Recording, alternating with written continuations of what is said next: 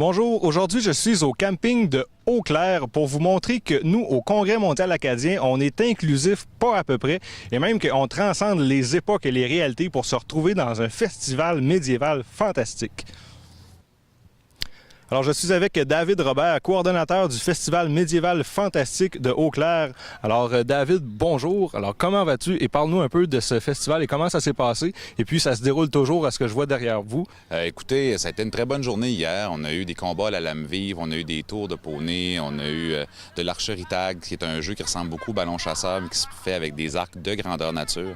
On a beaucoup d'enfants. C'est très familial ici, le camping d'Eau-Claire, donc on avait vraiment une grosse présence. On a eu un feu d'artifice en fin de soirée, on a eu le groupe Cordaphone qui a fait une prestation, on a eu l'homme orchestre Flutin aussi qui a fait un bon show. Donc écoutez, pour une première édition, on est vraiment contents. Avez-vous eu beaucoup de visiteurs pour une première édition? Est-ce que les visiteurs provenaient, ce que vous avez remarqué, ça provenait justement de la région ou est-ce que vous avez des gens d'un peu de l'extérieur également? Je vous dirais que ça a été un heureux mélange de gens qui étaient là pour le festival médiéval, qui en avaient entendu parler, de gens qui étaient déjà présents sur le camping, des gens de la région, des gens de l'extérieur qui cherchaient une activité exotique. C'est un heureux mélange et oui, on a eu quand même une belle affluence pour une première édition. On est vraiment contents. Vous avez parlé de combat à lame vive puis de archerie de grandeur nature, donc des arcs de grandeur nature. Pouvez-vous me faire la différence entre les deux types d'armes, disons?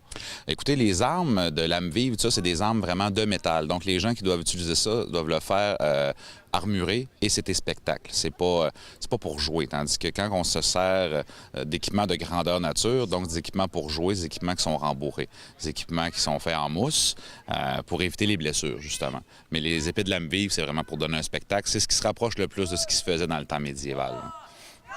D'accord. Et puis, vous prévoyez refaire cette activité d'année en année ou simplement ça avait été fait une activité spécialement pour le Congrès mondial acadien? Au contraire, on veut le faire à chaque année et prendre de plus en plus d'ampleur. Traitez-moi de mégalomane si vous le voulez, mais je verrais ça à un moment donné aussi gros que Saint-Tite pour ce qui est du médiéval, parce qu'au Québec, le médiéval fantastique, il y a très peu de choses. Le médiéval historique, ça va, mais au niveau des créatures, les elfes, les orques, le monde du Seigneur des Anneaux, il y a très peu de festivals et d'activités. Donc, on veut être les premiers à vraiment mousser ça. Donc, on connaît le Festival médiéval de Saint-Marcellin. Donc là, on se situe plutôt un peu plus dans le fantastique. Donc, on vient compléter un peu le chapitre du Festival du médiéval pour ce qui est du Bas-Saint-Laurent, c'est ça? Exactement. On n'est pas un compétiteur de Saint-Marcellin, on est quelque chose qui est ajouté. Eux font vraiment du réaliste, font des vikings, ils font vraiment ce qui se passait en 1200 et 1500.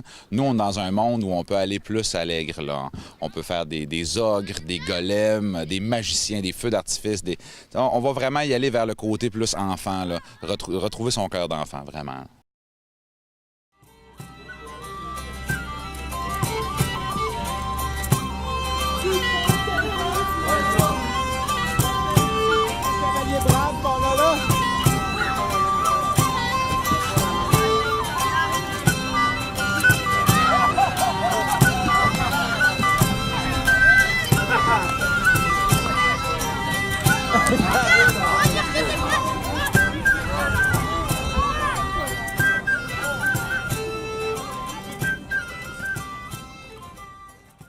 L'Acadie des terres et forêts est vraiment remplie de surprises et pour moi, le médiéval fantastique est un univers que j'apprécie beaucoup. Malheureusement, je dois le quitter pour aller préparer ma prochaine chronique de Hugo Belzile pour C'est mon talk show.